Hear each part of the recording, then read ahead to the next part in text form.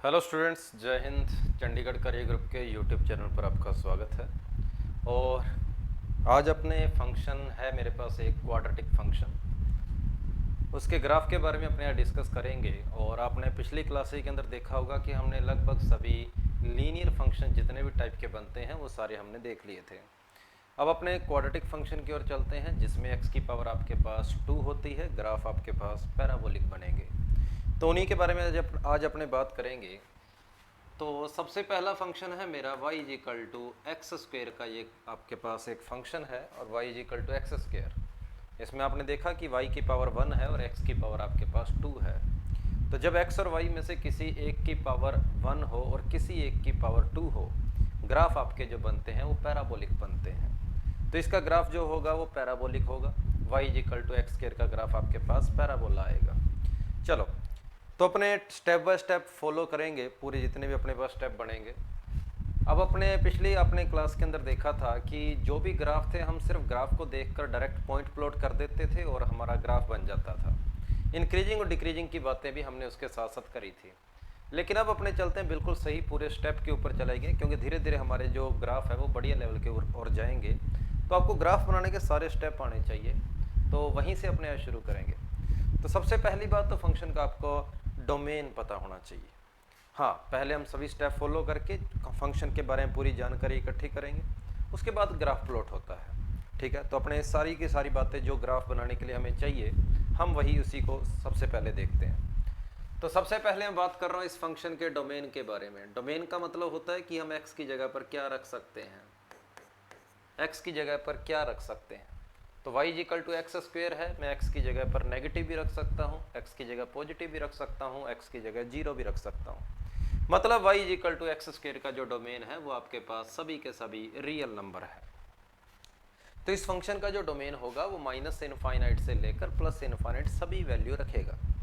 तो आप कह सकते हैं कि एक्स एक्सिस में आपका जो ग्राफ है, डोमेन का मतलब होता है ग्राफ मेरा एक्स एक्सिस में कहाँ से कहाँ जाएगा। तो मेरा ग्राफ एक्स एक्सिस में माइनस इनफाइनाइट से लेकर प्लस इनफाइनाइट जाएगा। ये बात क्लियर होगी कि मेरा ग्राफ माइनस इनफाइनाइट से प्लस इनफाइनाइट पूरा जाएगा ग्राफ। ठीक बात है। y is equal to x square. उसके बाद जब मैंने y is equal to x square को, इस फंक्शन को एक बार इक्वल टू जीरो करके देखा, तो मैंने देखा कि मेरे पास x की सिर्फ एक ही वैल्यू आ रही है और वो आ रही है sir x is equal to zero.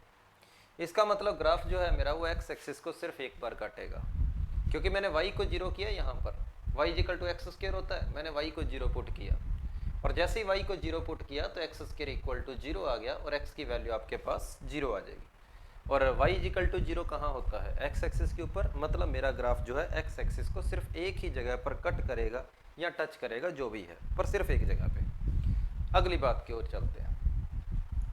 फिर जो फंक्शन मेरे पास y is equal to x square है, मैंने इसका डिफरेंशिएशन किया तो dy बाई डी एक्स की वैल्यू मेरे पास आ रही है 2x। dy by d x की वैल्यू मेरे पास आ रही है 2x। और इस डिफरेंशिएशन को देखकर आप कह सकते हो कि अगर आप x की वैल्यू पॉजिटिव रखेंगे तो dy by d x positive आएगा, मतलब फंक्शन इंक्रीज करेगा। क्योंकि जब dy by d x positive होता है, फंक्शन अपना इंक्रीज करता है। तो आप यहाँ पर कह सकते हो कि सर जब मैंने इसको, अगर मैं x इसके अंदर पॉजिटिव रखता हूँ, तब मैं बोलूँगा कि मेरा जो dy बाई डी एक्स है, dy बाई डी एक्स, तो जो मेरा dy बाई डी एक्स है वो कैसा आएगा, वो पॉजिटिव ही आएगा अगर मैं x को पॉजिटिव रखता हूँ। और dy by d x positive आने का मतलब मेरा फंक्शन जो है वो इंक्रीज करेगा। मतलब x ग्रेटर देन जीरो के लिए मेरा फंक्शन जो है वो क्या करेगा, इंक्रीज करेगा। ये बात आपको क्लियर होगी कि अगर x आपका पॉजिटिव होता है तो dy बाई डी एक्स आपका पॉजिटिव आएगा। x की वैल्यू अगर आप पॉजिटिव रखोगे तो dy बाई डी एक्स की वैल्यू पॉजिटिव आएगी। ठीक बात है। और अगर आप x की वैल्यू यहाँ पर नेगेटिव पुट करते हैं तो आपकी dy बाई डी एक्स की वैल्यू जो है वो भी नेगेटिव आ रही है। तो आप बोलोगे कि जब आपका x की वैल्यू जीरो से छोटी है, आपका फंक्शन जो है वो इंक्रीज करेगा, डिक्रीज करेगा। तो ये बातें आपने पता कर ली इसके बारे में कि x जब जीरो से बड़ा है उसके बाद मेरा ग्राफ जो है मैंने इंक्रीज करवाना है, और जब x की वैल्यू जीरो से छोटी है तो मेरा ग्राफ जीरो से कम के लिए डिक्रीज करवाना है। ये बात भी आपको यहाँ पर क्लियर होगी। उसके बाद जैसे ही मैंने इसका dy बाई डी एक्स को इक्वल टू जीरो किया, dy बाई डी एक्स को जैसे ही मैंने इक्वल टू जीरो किया तो मैंने देखा कि x की एक वैल्यू आई है। मैंने देखा कि x की एक वैल्यू आ रही है, वो वैल्यू आ रही है 0, x इज इक्वल टू 0। कहने का मतलब ये हुआ कि सर इस पॉइंट पर x 0 आ रहा है, वैल्यू क्या आ रही है, x इज इक्वल टू 0 आ रही है। और dy बाई dx को 0 क्यों कर रहा हूँ, क्योंकि मैं कुछ एक्सट्रीम वैल्यू निकाल रहा हूँ कि मेरा फंक्शन कहाँ पर मैक्सिमाइज होगा, कहाँ मिनिमाइज होगा, या कहाँ पर पॉइंट ऑफ इन्फ्लेक्शन आएगा। तो मैंने dy बाई dx को इक्वल टू 0 किया, और dy बाई dx को इक्वल टू 0 किया तो x की वैल्यू 0 आ गई। इसका मतलब x इज इक्वल टू 0 जो है वो मेरा वो एक्सट्रीम पॉइंट है जहाँ पर मैक्सिमम, मिनिमा या फिर पॉइंट ऑफ इन्फ्लेक्शन हो सकता है। और ये चीज़ वेरीफाई करने के लिए कि 0 पर क्या होगा, मैक्सिमा होगा या मिनिमा होगा, ये बात चेक करने के लिए मैंने इसका डबल डेरिवेटिव किया। और जैसे इसका डबल डेरिवेटिव किया तो वैल्यू जो आ रही है वो 2 आ रही है, जो कि पॉजिटिव आ रही है, 0 से बड़ी आ रही है। अब डबल डेरिवेटिव अगर आपका पॉजिटिव होता है तो हम जानते हैं कि इस जगह पर मेरा फंक्शन के अंदर क्या होगा, मिनिमम वैल्यू होगी। अगर डबल डेरिवेटिव की वैल्यू पॉजिटिव आ रही है तो मैं बोलूँगा कि मिनिमा एट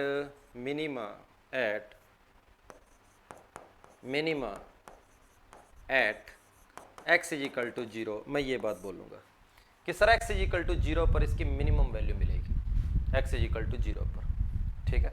और मिनिमम वैल्यू कितनी होगी इसकी, मिनिमम वैल्यू, इसकी जो मिनिमम वैल्यू होएगी, x को 0 पुट कर दो यहाँ पर, तो y की वैल्यू भी आपके पास 0 आ रही है।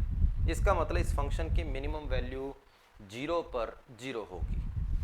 तो मिनिमा कहाँ पर है sir, x is equal to 0 पर। मिनिमम वैल्यू कितनी है, इस फंक्शन की मिनिमम वैल्यू 0 है। तो अगर मिनिमम वैल्यू 0 है तो इसका मतलब आपकी वैल्यू 0 के बाद बढ़ती जाएगी, इस फंक्शन का ग्राफ लगातार बढ़ता जाएगा।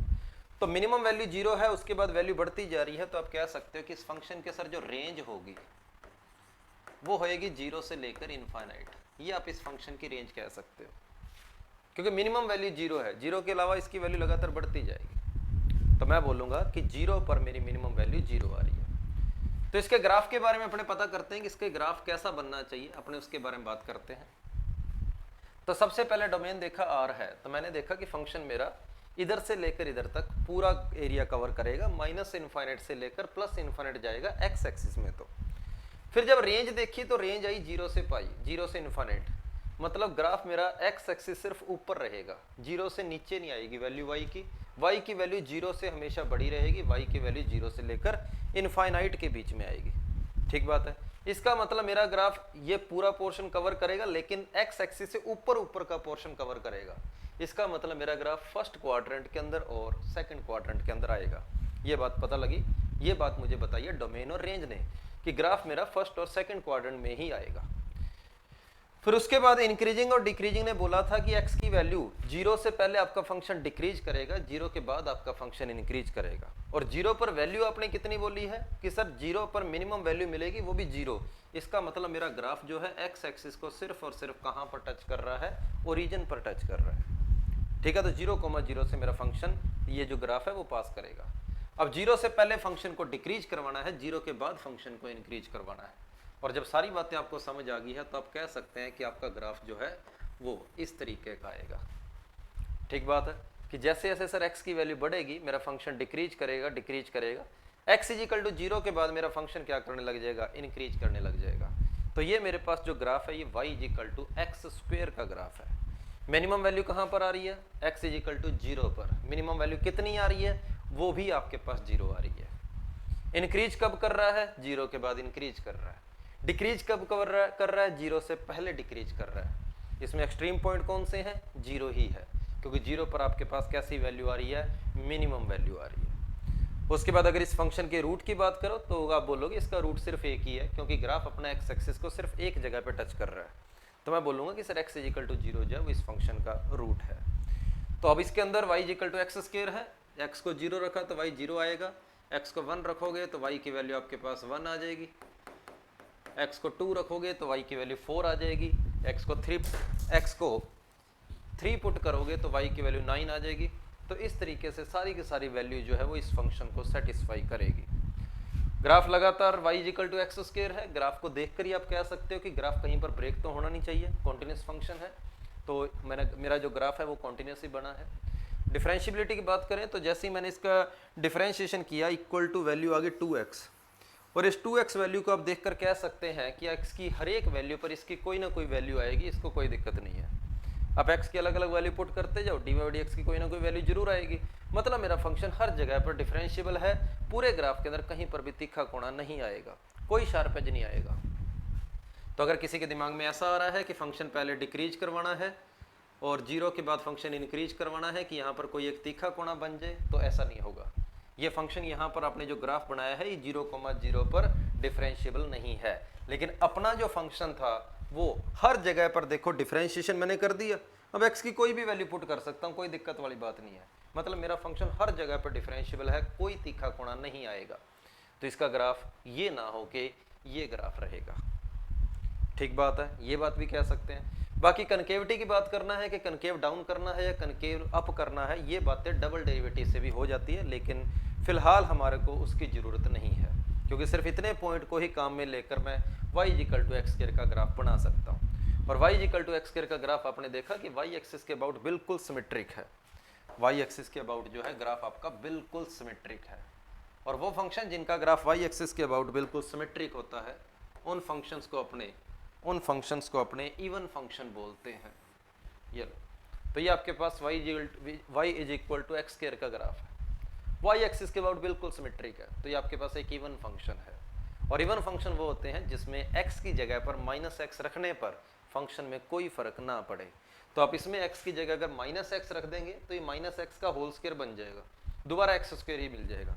तो ऐसे फंक्शन जिसमें x की जगह पर -x रखने पर कोई फर्क नहीं पड़ता, उन फंक्शन को अपने इवन फंक्शन बोलते हैं। तो y equal to x square जो फंक्शन है ये मेरे पास एक इवन फंक्शन है। तो ये था graph y equal to x square का, अपवर्ड पैराबोला बन रहा है। और उम्मीद है आपको सारे पॉइंट समझ आए होंगे। इसके अंदर पेपर के अंदर काफ़ी इंपॉर्टेंट रहता है ग्राफ, एनडी के लिए अगर देखें तो खास करके। चलो, थैंक यू सभी को, जय हिंद।